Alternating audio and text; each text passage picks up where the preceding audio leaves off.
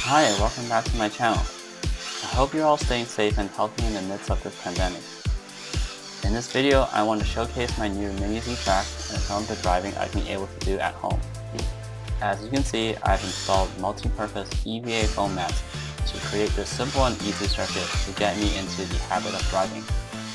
This is a more economical and useful alternative to the official RCP track, as I can also use these mats for other purposes such as working out.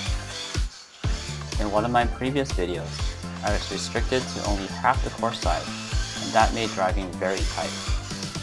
So after acquiring more mats, I'm now able to create a larger high-speed track, which allows me to truly test the capabilities of my Mini Z. The course layout I designed was not meant to be very challenging. It includes a fast L-shaped speed section, a windy S-curve technical section, and a tight chicane and hairpin turn.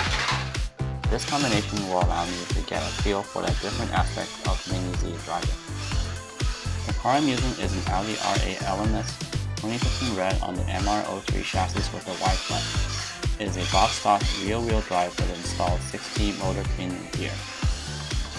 As you can see here in the clip, the stock tires are very slippy, and going hard on the throttle on a turn will cause the car to spin out. So with these stock tires, it's actually better to maintain a half throttle speed instead of full throttle speed to navigate the course smoothly. As I'm still a beginner, having a wide course layout is more forgiving on my mistakes.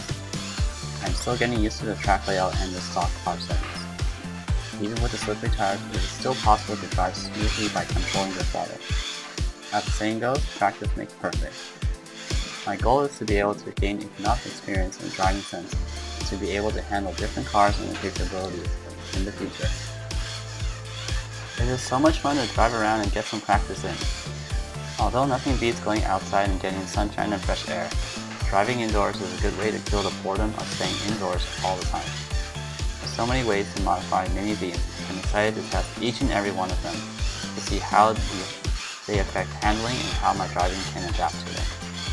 No doubt I wish I had gotten into this hobby sooner, but as the saying goes, better late than never.